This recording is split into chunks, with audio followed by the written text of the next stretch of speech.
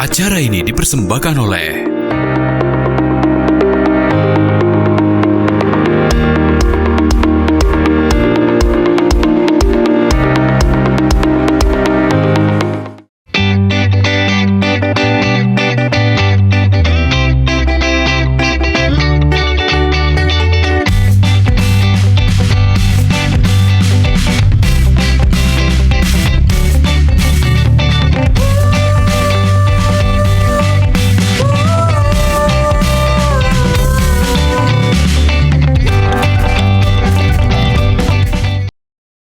Assalamualaikum warahmatullahi wabarakatuh. Apa kabar pemirsa Pal TV? Memang punya kita di pagi yang sangat cerah ini, tapi cuaca yang sangat dingin, yang pasti tidak nganggu gerak aktivitas kita untuk ngelaku ke masih mungkin halal bihalal. Betul. Ya. Pagi ini aku Didi Valdian. Dan saya Remanda yang akan ngawani Mang Cek Bice, tentunya masih suasana lebaran, masih suasana halal bihalal, maaf-maafan ya kan.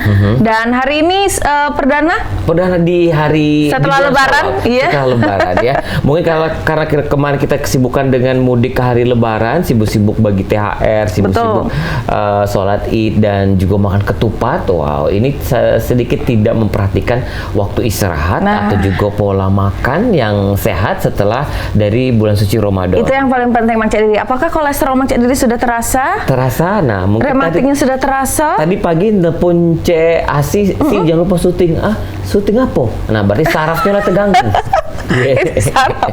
Bisa jadi kan? Bisa jadi, betul. Betul. Nah, kalau kita ngomong soal makan, mungkin pemirsa Halo Palembang itu sudah paham ya, menjaga pola makan setelah lebaran. Tapi tema kita hari ini adalah jaga kesehatan saraf pasca lebaran. Nah, itu kan. Kemarin zakat fitrah enggak? Iya dong. Zakat ya? Bukan zakat, tapi yang menerima. Yang menerima. Nah, berarti ini sarafnya agak terganggu. Nah, untuk itu kita langsung bahas kalau ngomongin tentang saraf. Apa sih memang betulkah terganggu kalau misalnya pagi-pagi ditelepon, Ecek lupa atau ada utang ditagih Ecek lupa, apakah itu sarafnya juga terganggu, Mang Cek Didi? Itu manusiawi. Oh, itu manusiawi. Baik. Langsung saja Mang Cek Didi. Tema kita hari ini, Mang Cek Bice, jaga kesehatan saraf pasca lebaran, dan juga sudah hadir di studio 2 Pal TV, dokter spesialis saraf, Dr. Muhammad Ramadan di Odesta. Selamat pagi, dokter. Selamat pagi, assalamualaikum warahmatullahi wabarakatuh. Selamat pagi. Oke, dok, ini suatu menarik nih, karena beberapa episode di Halo Palembang yang kita undang ini ada dokter umum, dokter gigi, SPOG. Nah, ini saraf. Oke, kita alumni dari mana, dok? Dari Universitas Sriwijaya. Sriwijaya. Tahun berapa nih, dok? Kalau kedokteran umum saya masuk FK 2011, tamat 2017. Alhamdulillah kadarullah langsung lanjut PPDS di urologi sebagai saraf juga di Universitas Sriwijaya. Dan graduate 2023. Oke, luar biasa sekali. Wah, ini D3 duduk diam di kantin, dok. Tiba-tiba tidak pernah kuliah, tiba-tiba wisuda. Betul, tiba-tiba wisuda. Apakah itu juga gangguan saraf? Iya, mungkin. Dok, kenapa kok tertarik sekali nih jadi spesialis saraf? Misal kayak Didi, keluarga Didi yang ada juga yang dokter, mau ngambil spesialis apa? Spesialis anak atau juga ngambil spesialis SPOG dan lain sebagainya. Kenapa kita saraf, dok? Neurologi itu penuh tantangan ya. Kita seperti memecahkan puzzles ya kalau menurut saya ya. Jadi ada puzzle-puzzle yang kompleks dalam kehidupan. Lalu yang kedua, kita mendiagnosis atau sebelum tata laksana itu kita mendiagnosis pasien penyakit-penyakit dulu. Dan itu tantangannya lebih berat lagi, tapi saya suka. Nah, itu semua dari klinis sudah kelihatan. Oh, ini arahnya ke sini seperti itu. Oh, gitu. Ya. Jadi, emang dari dokter kemarin keluarga yang ada yang dokter juga. Jadi kita cita-cita ngambil dokter. Ya, betul. Memang dari keluarga, alhamdulillah papa juga dokter, kakak-kakak saya semua dokter. Oke, Asi alumni mana sih? Oh, kalau Asi alumni banyak kan? Banyak. Kalau dasar Jul, kampus Asi ini lah jadi ruko showroom mobil ya, lah tutup kampus itu ya. Tidak dong. Beda lagi. Tidak dong. Walaupun kampusnya di ruko, tapi ilmunya yang penting itu. Nah, dok, ini mungkin bagian dari saraf juga ya. Kita komunikasi, ngomong, nyambung ke otak dan lain sebagainya. Kalau secara fisik, dok, kelihatan nggak nih, dok? Oh, ini sarafnya agak terganggu, agak kurang. Bisa dari kasat Nggak sama mata. sekali. Nggak sama sekali. Nggak Dok, ya? sama sekali. Semua berkesinambungan, cantik orangnya. Oke. Dok, kalau misalnya stunting itu sarafnya juga ini enggak, Dok? Iya. Oh beda, kita Ini kalau seperti ini. stunting kita berbicara gizi. Oh, beda gizi. ya itu ya. Nah, Betul. Dok, ini balik lagi ke tema kita nih di Ya. perayaan Lebaran nih, Dok. Ini kan pasti makannya gila-gilaan, nggak Ya, betul. terkontrol ya, makan santan, minyak betul. dan lain-lain. Itu ada dampaknya nggak sih, Dok? Ada banget, ada Oke. banget. Ya sekali lagi karena mungkin selama 1 bulan berpuasa itu kan orang-orang kan defisit ya, kurang gitu makan, sehingga kayak balas dendam ya di hari Lebaran. Itu kadang tidak terkontrol. Jadi makan makanan tadi itu dia bisa memicu kolesterolnya naik, asam urat, dan terpenting adalah yang paling sering adalah darah tinggi dan kencing manis, gula darah itu naik. Aduh itu ujung-ujungnya macam-macam, macam-macam. Dan kalau ngomong bagian saraf, ngomongin Lebaran itu yang paling sering darah tinggi dan kencing manis itu gula darah yang meningkat, ujungnya jadi stroke. Ujungnya jadi stroke. Kanker juga ya, Dok ya, kantong kering, Dok. Nah, Oh, itu gara-gara THR. Betul, Dok. Kita tahu nggak sih mengenal tanda-tanda gangguan Oke. kesehatan saraf, Dok? Ketika mungkin ya dari pasca Lebaran ini konsumsi makan yang tadi tidak terkontrol, Iya, gimana itu, Dok? Ya kalau untuk gejala-gejalanya, kalau untuk langsung ke bagian saraf itu cara singkatnya adalah ingat aja segera ya. Oke. Senyumnya asimetris atau tidak simetris, kalau dia senyum miring, mengot bahasa Palembangnya itu. Terus gerakan separuh tubuhnya lemah ya. Dan bicaranya pilu. Oke. Segera. Satu aja dari gejala itu segera dibawa ke rumah sakit. Oh. Karena itu curiganya stroke. Tetapi itu adalah stroke itu sendiri kan penyakit akibat ya. Akibat darah tinggi, kencing manis, kolesterol, dan kawan-kawannya yang tidak terkontrol, ujungnya jadi yang tadi. Oke. Seharusnya yang diwaspadai adalah gejala-gejala yang darah tinggi, gejala kencing manis tadi, gejala kolesterol, itu yang harus diwaspadai. Jangan sampai mau ada kena stroke dulu, baru dibawa ke rumah sakit atau baru mau diperiksa. Seperti itu. Gitu. Ya. Benar ya. Jadi Dok, kalau misalnya hal yang mesti kita hindari banget, karena kan kita Lebaran nih setiap tahun nih, Iya. Lebaran Idul Fitri atau Idul Adha ataupun juga yang Nonis, yang Natal dan lain sebagainya. Nah, kira-kira Dok, apa sih yang mesti dihindari biar saraf kita nih tetap bagus, tetap normal? Ya sekali lagi gini ya, kalau kita berbicara aspek mengenai saraf, kita berbicara mengenai aspek dari kesehatan secara keseluruhan itu sama ya, sebetulnya. Aspek itu kesehatan itu sendiri ada kesinambungan antara fisik, mental dan sosial. Iya. Nah, jadi seseorang bisa aja fisik dan mentalnya bagus, tapi ya sosialnya terganggu. Dia ada problem sama mertua atau sama tetangga atau sama siapa. Iya. Itu juga seseorang itu tidak sehat. Nah, jadi balik lagi, apalagi ketika tema Lebaran, ya pasca Lebaran atau libur panjang, itu seseorang itu kan mudik ya. Iya. Mudik itu kan pasti kan melelahkan. Iya. Terus juga ada depresi, ada kaitan psikis, depresi juga di sana.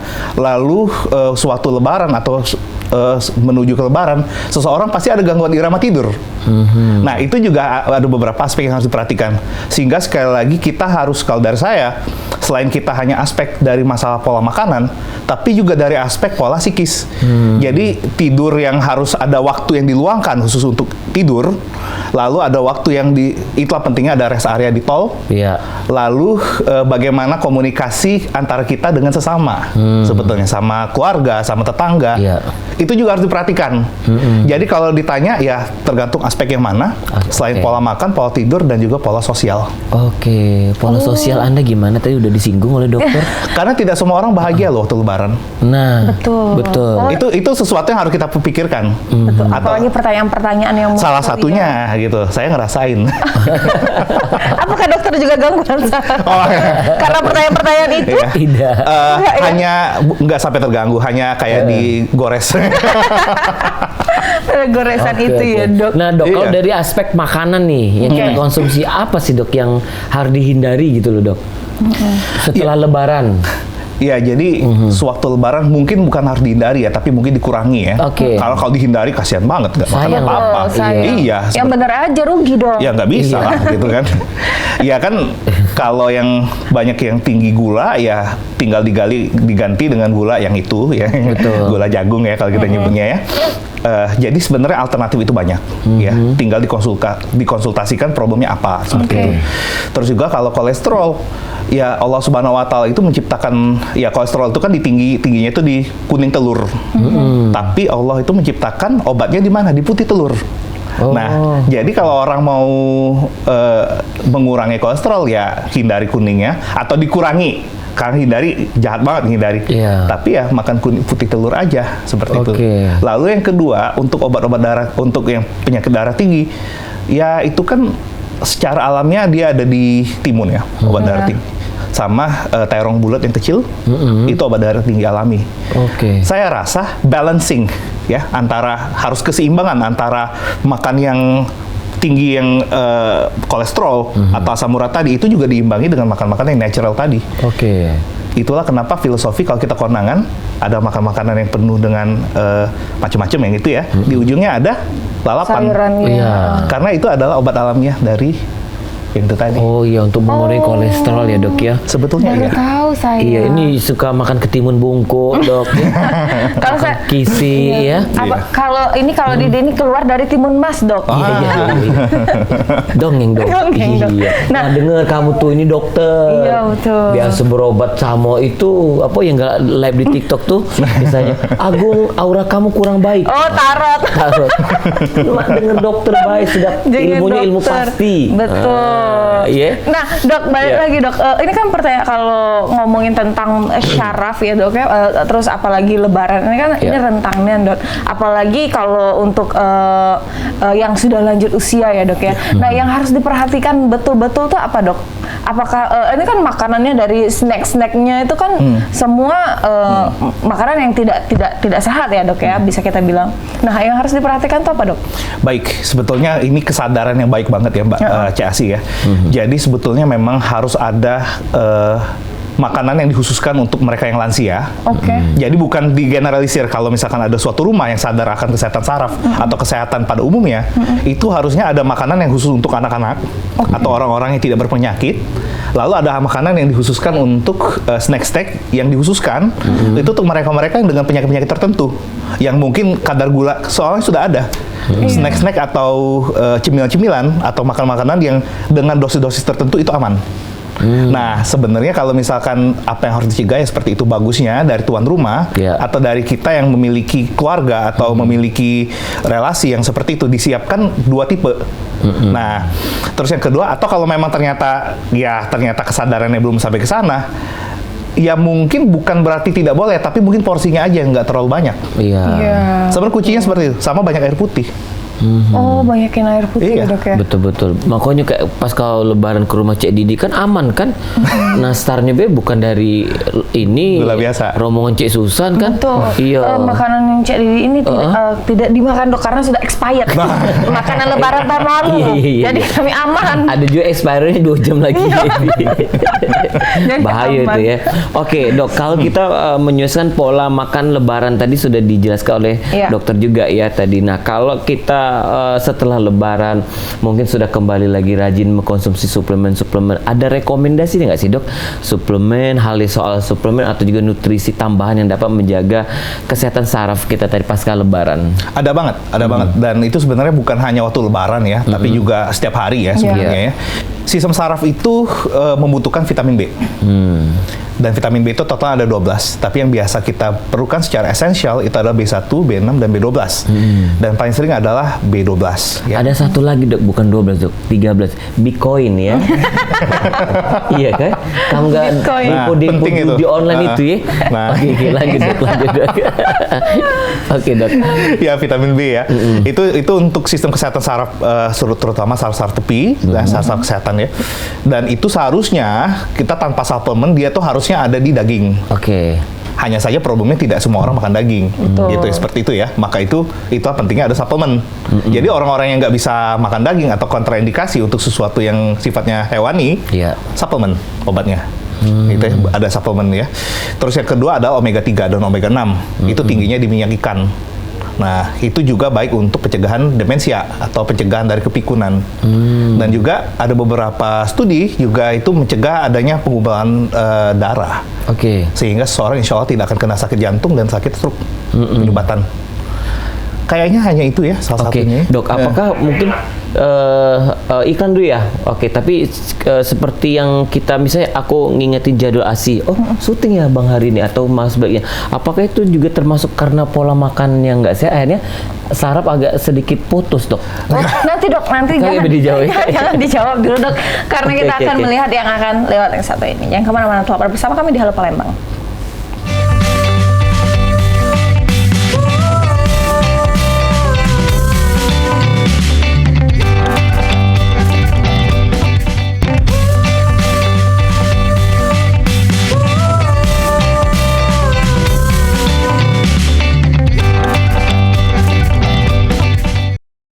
Makasih Mang Cebice masih bersama kami, masih live dari Studio 2 PAL TV di Halo Palembang dengan Mang Cedidi dan juga Cek Asi. Masih ngobrol dengan dokter spesialis saraf, nih Dokter Muhammad Ramadandi Odiesta. Betul, besok Dokter disapa Odi, dengan dokter. Odis, ya betul. Di kedokteran angkatan dia, dokternya dokter entertain, pinter nyanyi. Oh, dokter entertain. Bener. Berarti Jadi, banyak kepacaan dong dokter ini ya. Suruh beda dengan Cek Mila nguleg gadu-gadu. Lah dokter, belaga, terus juga pinter nyanyi, lah spesialis saraf. Betul. Tinggal nyari uang rumah. Insya Allah. Seperti ini jangan ditanya soal masalah single atau sudah Mak Mano ya. Belum. Kayak nganggu saraf juga.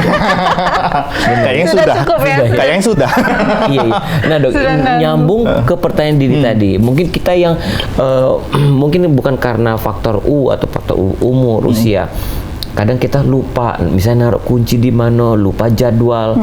Nah, apakah itu juga sedikit ada gangguan dari saraf, Dok? Oke, jadi ketika kita berbicara mengenai gangguan memori, ini kan gangguan memori ya. Jadi tidak bisa kita langsung mengatakan, oh orang ini pikun, demensia atau ini.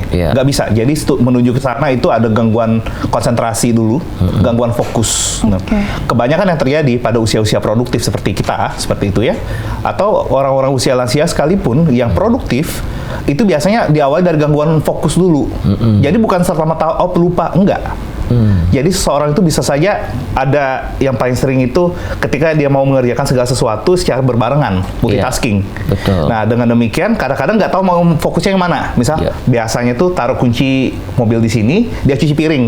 Abisnya pikir mau sholat gini gitu. Abisnya aduh di mana ya kunci mobil tadi gitu.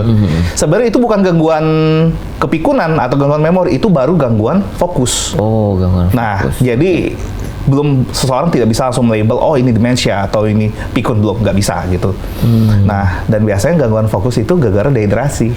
Oh, gara-gara dehidrasi. Pantes ya Dok ya, kalau misalnya kita kayak jalan, biasanya mau ke dapur, mau ambil piring misalnya. Nah, udah ke dapur bingung mau ngapain, ya kan?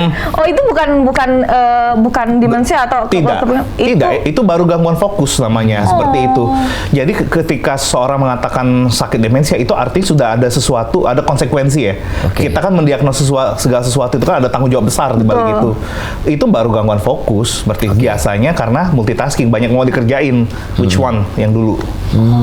Dan itu salah satunya faktornya adalah dehidrasi. Salah satunya dehidrasi. Nah Dok, kalau kadang lupa dengan angsuran itu gimana Dok?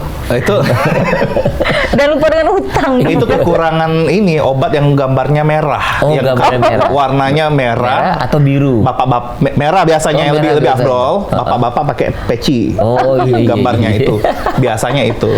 Betul.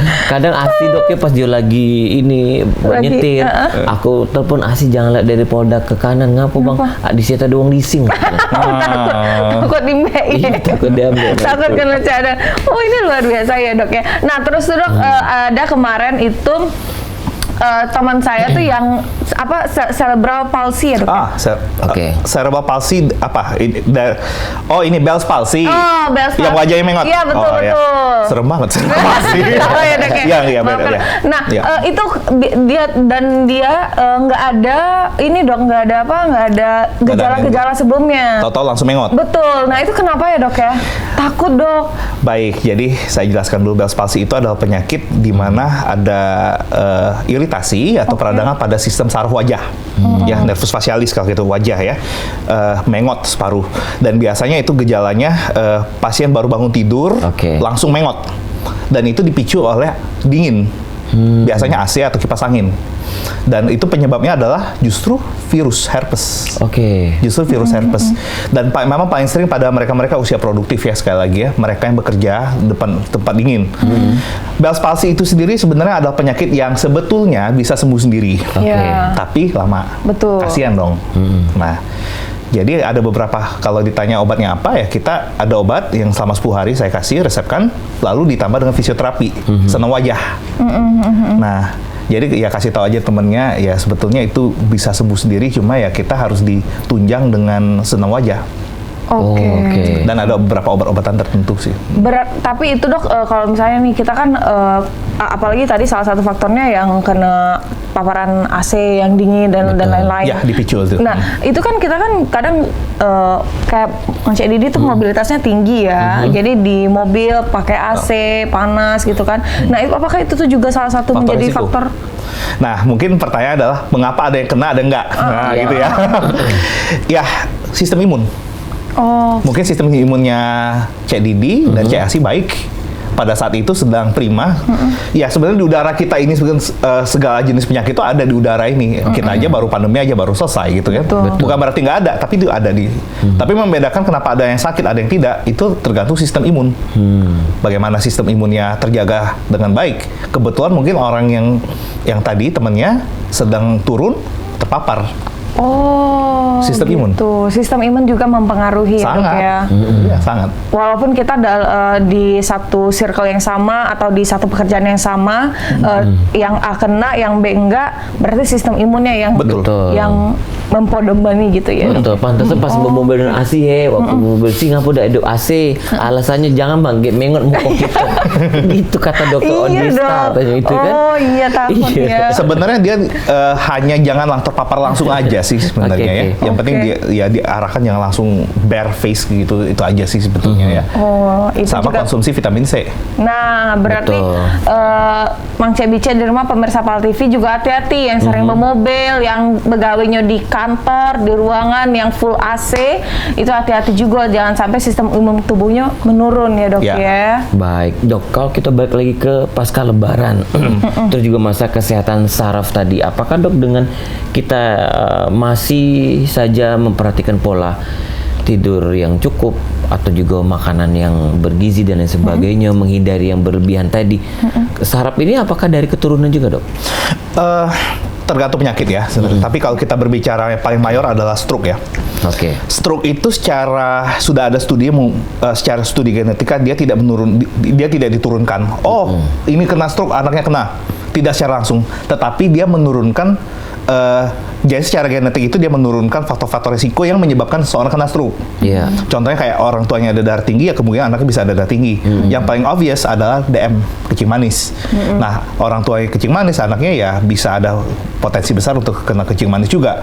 Begitu juga dengan penyakit-penyakit lain, sakit jantung dan lain-lain. Jadi kalau secara genetik langsung stroke itu tidak, tapi faktor-faktor risiko untuk bikin orang kena stroke ada. Oh, seperti itu. Iya. Itu tadi, Dok, kalau kita sudah kencing manis tadi, puasa B kita sudah dilarang. Puasa dilarang. Puasa ada yang Dok masih gejala kencing manis dan lain sebagainya. Itu ada beberapa yang bilang mengatakan nggak usah dulu puasa. Seperti itu, Dok. Sebetulnya puasa itu sangat baik ya.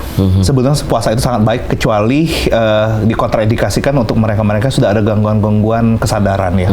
Karena orang-orang yang dengan kencing manis itu jangan hanya dipikirkan gimana caranya menurunkan gula darah ini, tapi mempertahankannya juga seperti itu. Jadi justru kurang darah yang dalam hal ini di bawah 70 ya. Kalau cek gula darah di bawah 70, itu seseorang bisa nggak sadar. Nah, itu nggak boleh. Justru, jadi lebih aman yang mana? Yang tinggi apa yang rendah? Yang rendah. Dan itu karena silent killer, karena seseorang nggak tahu, tiba-tiba udah nggak sadar aja. Waktu dicek gula rendah gitu. Nah, kadang-kadang ya itu nggak ketahuan ya susah kita gitu. Oke, seperti yang kasus artis yang meninggal ini, Dok. Siapa itu? Yang komedian? Komika. Iya, komika itu. Oh iya, Babe Syabita. Iya. Itu apa ya kasusnya ya? Saya nggak ngikutin. Mungkin, beliau itu ini anemia aplastik. Iya, sakit. Anemia. Jadi itu ya sekali lagi ini nggak ada hubungan sama saraf, tapi saya jelaskan ya. Jadi bisa dikatakan sel-sel darah itu diproduksi di sumsum tulang, ya. Produksinya, the production atau apa kita nyebutnya, pabrik. Itu pabriknya nggak memproduksi. Nah, sehingga dia mengalami anemia. Ketika anemia itu maka kan ada fungsi namanya hemoglobin di dalam darah. Itu fungsinya adalah untuk mengangkut oksigen ke seluruh tubuh. Ketika anemia, otomatis hemoglobin itu rendah. Otomatis sel-sel oksigen tidak akan didistribusikan di seluruh tubuh. Yang lama-lama ya bisa meninggal dunia. Sebenarnya ya mungkin dalam hal ini mungkin beliau almarhum, ya saya nggak tahu, mungkin sudah ada komplikasi. Atau penyebab anemia aplastik itu yang harus diketahui dulu.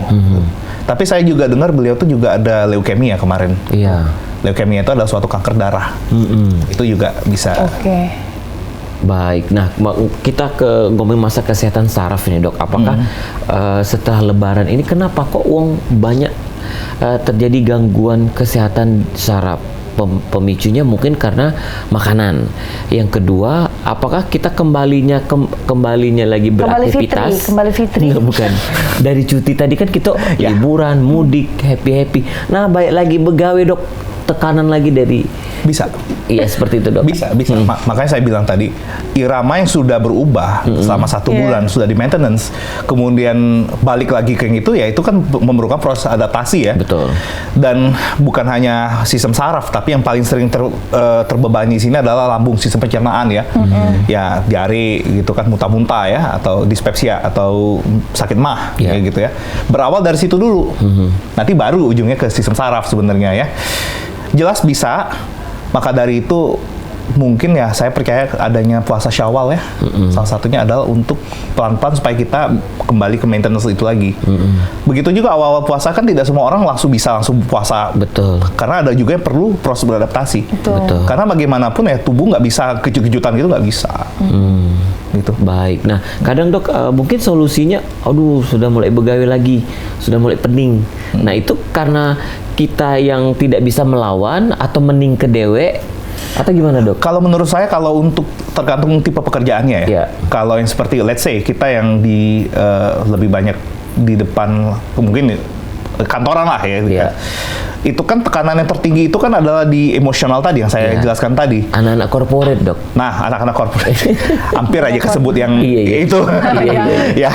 Nah jadi ya menurut saya yang harus diperhatikan di sini adalah istirahat. Sama makannya jangan langsung brek gitu kayak balas dendam sebenarnya. Jadi tetap harus pada porsinya. Gitu ya. Porsi istirahat harus tepat, porsi bekerja juga harus tepat seperti itu. Dan memang yang paling sering ya sakit kepala kalau sistem saraf yang paling sering. Kenapa? Bukan hanya sakit kepala dan juga nyeri tulang belakang ya. Saraf kejepit kalau bahasa Palembangnya itu ya. Dan di leher bisa di sini. Gimana caranya ya screen time yang jangan terlalu banyak. 1 jam sekali ya istirahat dulu 5 menit. Jangan ngelihat ini layar. Jangan lihat handphone juga, sama aja gitu. Nah, kalau masih besar tekanan berhenti bayasi. Besar tekanan gaji kecil pula ya. Bingung. Solusinya adalah berhenti. Nah, dokter, tadi sempat dokter bilang bahwa mention harus segera. Kalau misalnya sudah ada beberapa faktor segera itu adalah senyum yang kurang luas atau gerakan-gerakan yang sudah mulai terbatasi dan lain-lain. Nah, apa sih dok? Ada maksudnya kayak ada poin tertentu dari tubuh kita bahwa kalau misalnya apalagi di masa Lebaran ini ya, kita harus ke dokter segera atau langsung mengkonsumsi suplemen ataupun netralitas kayak timun dan lain-lain itu tadi. Ya sekali lagi, makanya saya jelaskan lagi, seorang nggak mungkin tiba-tiba langsung kena stroke tuh nggak mungkin ya. Itu pasti kan ada pola-pola yang berlebihan ini ya kalau saya menyebutnya ya. Kalau ada gejala segera tadi, ya segera dibawa ke rumah sakit. Nggak ada, jangan ya kalau ada baca ya, ada hoax yang tusuk jarum dan lain, itu nggak benar. Nah, jadi segera bawa ke rumah sakit, ke instalasi gawat darurat, biar langsung segera kita ada code stroke namanya ya. Ada sistem yang sudah terintegrasi di rumah sakit untuk pasien ini langsung di utama prioritas. Supaya apa? Karena ada golden period di mana 0 sampai 6 jam, sampai 0 sampai 4,5 atau sampai 0 sampai 6 jam. Kalau di bawah jam tersebut langsung dibawa ke rumah sakit, insya Allah masih tertolong. Setidaknya angka kecacatan dan perburukan itu tidak lebih berat. Nah, hanya saja problemnya masyarakat banyak tidak tahu. Nah, itu tugas kita harus mengkampanyekan lebih sering lagi. Nah, terus yang kedua yang memberikan timun dan lain enggak juga. Apa dikasih obat-obat darah tinggi? Enggak juga. Karena ada beberapa, karena seperti stroke itu sendiri yang baik itu yang perdarahan atau yang penyumbatan, dua-duanya juga harus ada hitung-hitungannya untuk turun tensi gitu. Dan itu biarkan serahkan sama yang di rumah sakit. Jadi intinya adalah kena bawa.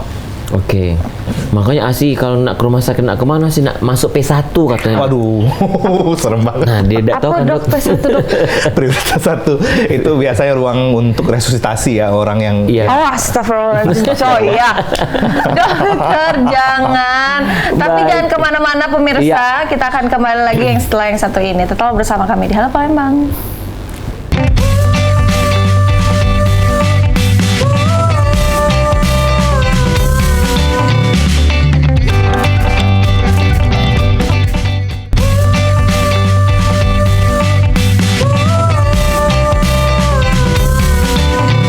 Baik, terima kasih pemirsa, masih di Halo Palembang dan masih dengan tema jaga kesehatan saraf pasca Lebaran bersama Dr. Odiesta. Ini nama nickname-nya Odiesta. Ya, betul. Betul. Dok, kenapa kalau kalau kita setelah Lebaran ataupun juga memang aktivitas kita yang sangat padat, terkadang kita tuh gampang masuk angin atau pegel-pegel dan lain sebagainya. Nah, itu termasuk di saraf juga, Dok? Tidak juga sih ya sebenarnya. Mungkin iya. Pada akhirnya akan menjadi sistem saraf kalau jika dia udah kronis ya sebetulnya. Jadi mengenai pegel-pegel itu balik lagi ya tanpa kita sadari selama kita berpuasa kan irama tidur juga terganggu. Terus irama bekerja juga terganggu. Ada juga sebagian orang lebih menghemat energi untuk tidak melakukan banyak hal. Ada yang justru melakukan sebaliknya. Intinya sudah irama yang terganggu seperti itu ya. Dan gangguan tidur juga seperti itu. Jadi ujungnya ya tadi masuk angin tadi ya. Sebenarnya masuk angin itu di kedokteran nggak ada sebetulnya ya. Tapi kalau pegal-pegal ada. Kalau kita sistem saraf bisa penyempitan saraf, bisa peradangan sendi, macam-macam yang ada di tulang belakang seperti itu. Dan tidur tidak berkualitas juga menyebabkan postur tubuh terganggu juga bisa. Betul. Nah dok, kalau misalnya kita tuh suka tidur pas bangun-bangun pusing gitu. Pusingnya apa? Pusing berputar atau nyeri? Enggak, kepala? pusing aja gitu, sakit. Berat? Oh berat. Kalau untuk mereka-mereka yang usia produktif ya, atau sebenarnya nggak juga produktif, tapi kebanyakan usia produktif, itu namanya tension type headache. Jadi sakit kepalanya itu seperti diikat, seperti diikat dengan tali. Itu penyebabnya adalah pikiran. Oh, banyak pikiran. Itu penyebabnya adalah pikiran, tension, tegang. Jadi ketahuan kan dok? Itu kan curhatan dia dok. Banyak pikiran. Benar Jul ya? Ya kita manusia memang berpikir hanya saja harus ada porsi dan bagaimana penyelesaian ya sebetulnya. Betul. Gitu. Karena kan nah ini dok, kalau misalnya kita tuh kayak bangun tidur itu kan salah satunya dehidrasi nggak sih dok? Kurang makan gitu itu kan menyebabkan sakit kepala juga kan? Bisa dehidrasi, kurang asupan, bukan hanya kurang asupan ya, tapi juga asupan makanan yang berkualitas. Ya itu ya. Gitu. Jika tinggi karbohidrat ya sudah biasa. Dok, sebaiknya kita ini kalau ada kan ada galak di sosial media dan lain sebagainya ngomong kalau kita lah sudah terganggu saraf ini kita akupuntur, tusuk jarum dan sebagainya atau pijet dan lain sebagainya. Itu bahaya nggak sih dok? Atau alangkah baiknya sudah tahu gejalanya seperti itu kita langsung ke dokter? Kalau menurut saya sih untuk acupuncture kita juga ada dokter spesialisnya. Itu juga ada dan memang sudah ada ilmu kedokterannya. Dan untuk pijit-pijit ya sebetulnya kita perhatikan kasus apa dulu ya. Pijit-pijit itu kan sangat khawatir kita kalau ada patah fraktur ya, patah tulang dan lain-lain itu nggak boleh. Nah jadi mungkin ada baiknya kalau misalkan sudah berobat ke dokter sudah diperhatikan nih aman nih, nggak apa-apa kalau pijit ya udah boleh gitu. Tetapi biasanya kalau kami tidak menyarankan pijat, kami menyarankan fisioterapi, infrared, ada TENS macam-macam seperti itu, ultrasound, dan itu kan dilakukan oleh mereka yang profesional. Betul. Nah, Nggak sembarangan ya dok. Sembarangan. Jadi jangan basin-basin pijit. Cek Daniel siapa lagi tuh? Itu kemana terakhir Itu beda pijatnya beda itu. Kalau kita pijit-pijit kan Mbok Darmi. Ini ku juga pijit Cindy. Beda itu. Nah, dok, beda itu beda pijat. Dok, ini kan yang viral-viral itu dok, yang ada alat yang viral di TikTok tuh yang bisa gerak-gerak sendiri itu ya dok. Itu. Nah itu ini nggak sih dok? Bahaya nggak sih dok? Karena kan semuanya mereka tuh kan jadi bahan lelucon kan. Betul sebenarnya. betul. Saya tahu itu yang ditaruh di wajah, yang senyum-senyumin. Itu yang katanya bisa untuk ngecilin perut, untuk six pack gitu ya. Ya sekali lagi untuk yang itu kita belum ada studinya. Iya. Belum ada studi dan studi ini kan bertujuan untuk melihat efektivitas apakah benar-benar bisa menurunkan berat badan atau membentuk shape atau justru sistem keamanan juga itu belum diketahui gitu. Dan yang memang parahnya itu dijual bebas ya. Iya. Jadi menurut saya sih tidak ada, kalau untuk sistem kesehatan nggak usah lah coba-coba seperti itu. Karena pertama ya dia tidak teruji kelayakan dan keamanan, dan yang kedua ya kita nggak tahu efek samping. Iya. Kan banyak yang kasus-kasus yang ada beberapa yang suami salah satu penyanyi yang meninggal pasca dilakukan ada alat-alat untuk mengurung, ingat kan sebelum pandemi 2020 awal itu kan ternyata ada beberapa riwayat yang dia pakai alat-alat endorse, waktu itu kan di endorse untuk alat-alat tertentu yang itu sebenarnya tidak fisiologis. Dan amit-amit kita nggak, karena kita nggak tahu kan, karena belum ada studinya gitu loh. Betul. Yang bisa jadi ada embol yang lepas, jantung nutup. Betul. Nah, jadi pemirsa hati-hati. Karena kan sekarang apalagi di masa lebaran ini dok, malah jadiin challenge dok. Iya, ya betul. kan? Karena logikanya aja asik, kalau misalnya beli alat, maaf dok, itu sudah murah dan semua orang bisa pakai, bisa ngobatin ini. Kalau memang itu memang efektif, berarti dokter sepi. Itu harusnya. Iya benar ya kan? Iya. Terus itu kan too good to be true kan, terlalu masa sih gitu. Murah, efektif, terus aman gitu kan. Biasanya murah, efektif tapi nggak aman ya. Untuk apa gitu? Betul. Harusnya kita malah curiga ya dok ya, bukannya malah lebih vibes ya. Justru nggak akan. Dan satu lagi memang salah satu yang ini sekalian ya, saya sih khawatir ya dengan teknologi sekarang, penyebaran informasi yang tidak benar dan perlu diluruskan tuh banyak. Iya. Betul. Gitu. Oke. Dok, kalau kita tahu dok ini lebih baik mencegah daripada mengobati. Iya. Kita ngomongin masalah seluruh di gangguan saraf. Karena temanya kita pasca lebaran, seperti apa dok? Ada nggak sih metode? Oh jangan, selain ngomongin makanan ya dok, gangguan saraf seperti ini, seperti itu, hal ini jangan dilakukan setelah lebaran, seperti itu dok. Apa dok yang harus kita lakukan? Yang pasti kontrol darah tinggi ya. Oke. Kontrol darah tinggi, kontrol gula darah, kolesterol, asam urat, ya. Kalau jangan dilakukan ya itu tadi, pasti ya kalau darah tinggi yang terlalu asin-asin ya. Ya of course ya yang namanya asin ya, bukan berarti nggak boleh, tapi jangan terlalu banyak. Gula darah, kolesterol tadi sudah saya singgung. Lalu yang kedua ya pola makan, pola tidur tadi sih sebenarnya ya. Seseorang itu insya Allah kalau misalkan dia hidup sesuai dengan porsinya, nggak akan muncul. Nah, ya seseorang itu jika hidup dengan sesuai porsinya, dia bekerja sesuai dengan porsinya, istirahat sesuai dengan porsinya, insya Allah dia nggak akan ada gejala apapun. Seperti itu. Bekerja juga seperti itu. Kita jangan ngomong sistem saraf aja. Bekerja itu menggunakan mata ya. Betul. Dan mata itu di era teknologi sekarang, apalagi kita ya jangankan teman-teman ya, saya sendiri pun 24 hour lihat handphone juga sama gitu. Kesehatan mata gitu. Itu yang harus diwaspadai. Ujungnya bisa jadi katarak, ujungnya bisa jadi retinopati, macam-macam gitu. Jadi sebenarnya kuncinya kalau bukan hanya pasca lebaran, tapi segala sesuatu jika balance, makannya juga bukan hanya sehat tapi juga teratur, on time. Yang kedua istirahatnya juga teratur, olahraganya juga teratur, dan pikiran satu lagi. Nggak bisa kita ngomong oh jangan stres ya, manusia berpikir ya nggak bisa. Tetapi adalah berpikirlah sesuai dengan porsinya dan pada waktunya. Seperti itu. Ada waktunya untuk berpikir yang kritikal, tapi itu ya walaupun sekali lagi nggak semua orang bisa, tapi itu bisa dilatih. Bener. ASI obat stres warna merah katanya sih. Iya, Iya. warna Dapat merah, ya. THR yang banyak. Yang pakai peci. Pakai peci. Kalau aku sih lebih ke dolar ya. Oh, iya. Mainannya lah internasional ya. Oke, baik. Ini luar biasa sekali. Berarti banyak faktor ya, selain faktor makanan, Iya. terus itu juga kebiasaan yang Iya. suka tidurnya terlalu malam, Iya, ya dok ya. Nah itu juga menjadi salah satu faktor untuk gangguan saraf ini. Tapi pikiran ini juga menjadi salah satu faktor yang penting juga nih kayaknya dok. Sangat penting. Aspek psikis itu adalah sesuatu yang kadang-kadang tidak begitu diperhatikan loh. Betul. Iya. Kadang-kadang orang hanya fokus, yang tampak aja ya, ini apa, ya maaf ya, bisul dan lain-lain atau apa, Iya.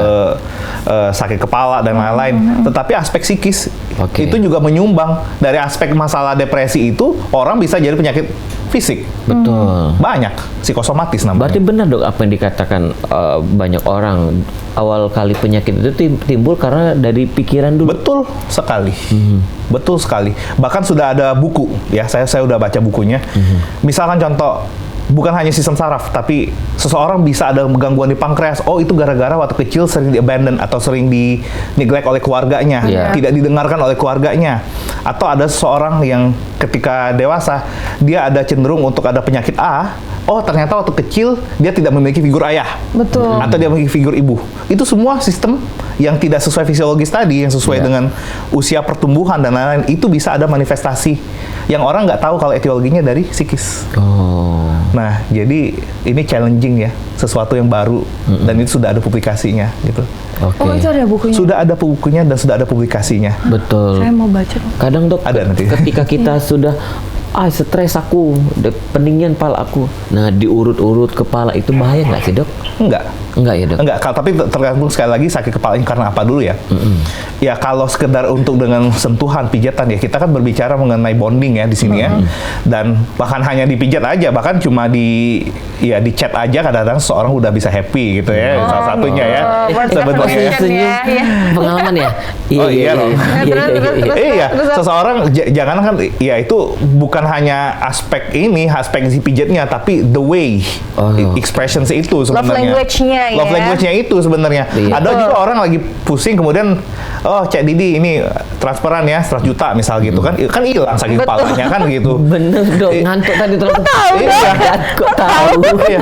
Karena nyeri, kalau ngomongin nyeri kepala dan lain itu, nyeri itu sendiri 30% fisik, 30% motivasi, dan 30% kognitif. Oke. Ya seseorang yang habis dapat 271 T misalnya, habis itu jatuh dari sepeda, sakit nggak? Sakit. Enggak lah. Oh, enggak ya, Dok, ya? Kan dapat duit. Oh iya dapat. Tapi itu cangkeng dok. Iya, tapi itu sekali lagi ya tergantung ya gitu. Baik dokter spesialis luar saraf, biasa. ini Odiesta luar biasa sekali waktunya dok. Betul. Mungkin boleh himbauan kepada pemirsa Halo Palembang karena kita sudah di segmen terakhir ini dok, silakan. Ya, yang pasti untuk masyarakat Palembang, untuk siapa aja yang nontonnya semua ya, pemirsa di rumah ya.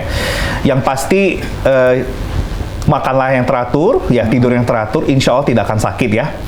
Dan yang kedua, bekerjalah sewajarnya ya, sefisiologis mungkin. Insya Allah tidak akan ada muncul-muncul gejala-gejala yang kita khawatirkan.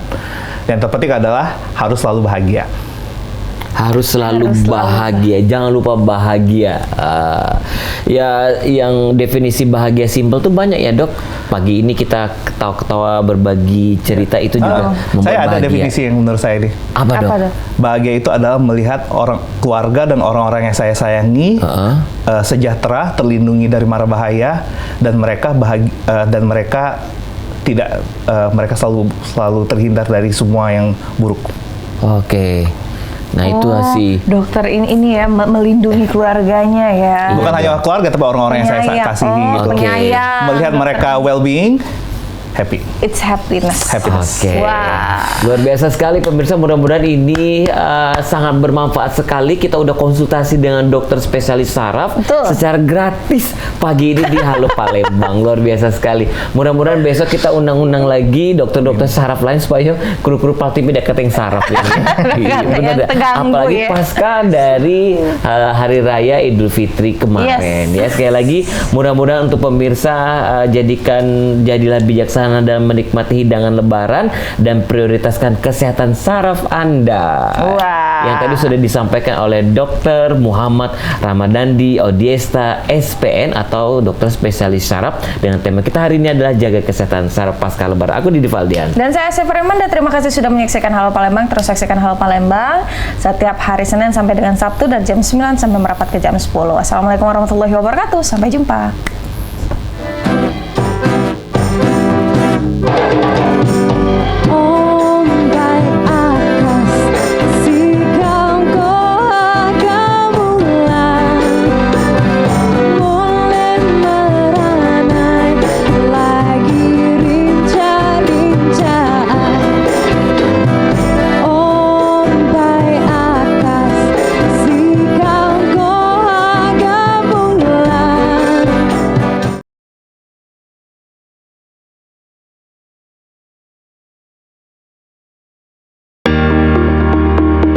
Acara ini dipersembahkan oleh